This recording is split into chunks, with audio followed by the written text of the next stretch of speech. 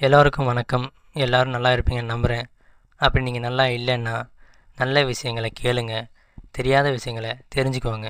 அந்த வகையில் இன்றைக்கி நீங்கள் கேட்க போகிறது தத்துவங்களும் அதன் உண்மையும். தத்துவம் 1. கடவுள் இருப்பது உலகிற்கு தெரிய வேண்டும் என்று அவசியமில்லை.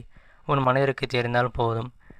நிறைய பேர் கடவுள் இருக்காங்கன்னு பல பேர்த்த சொல்லி அவங்களுக்கு தெரிய வைக்க நினைக்கிறீங்க. அப்படி நீங்கள் நினைக்க தேவையில்லை.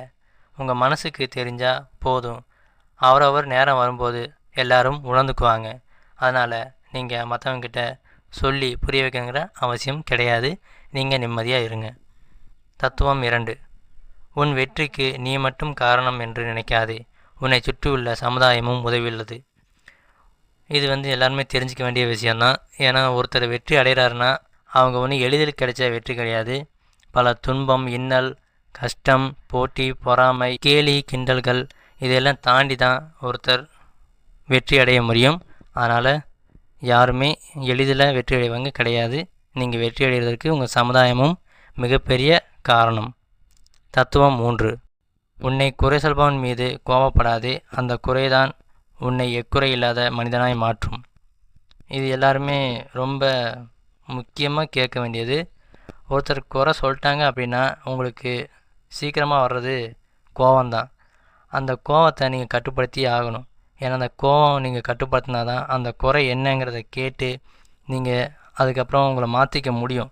எல்லாருக்குள்ளேயும் ஒரு குறை இருக்கும். அந்த குறையை மாற்றிக்கிட்டால் தான் ஒரு மனிதனாக உங்களால் வாழ முடியும். குறையை எப்போவுமே குறையாக மட்டும் பார்க்குறவங்கக்கிட்ட நீங்கள் மாற்றிக்கணுங்க அவசியம் இல்லை.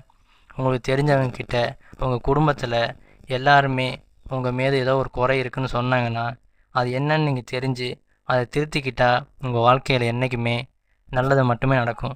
அப்படி இருக்கும்போது எந்த குறையும் கெட்டதை வழிநடத்தாது. எல்லா குறைகளும் உங்களை நல்ல பாதைக்கு தான் கொண்டு போகும். அதனால் குறைகளை மாற்றிக்கிட்டால் நீங்கள் உங்கள் வாழ்க்கையில் வெற்றி அடைஞ்சதுக்கு சமம்.